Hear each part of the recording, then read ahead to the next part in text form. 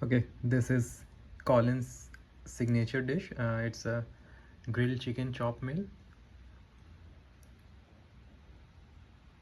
Uh, it's You can see it's corn, noodle, grilled chicken,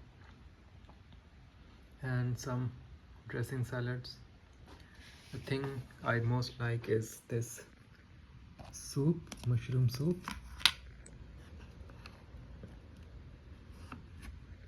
Uh, this is how much it costed me. So usually it is around $22, but today it was, most of the day usually they give 50% off. So when after their discount, it's within my budget, and it costed me a total of 11 and additional $2 for delivery.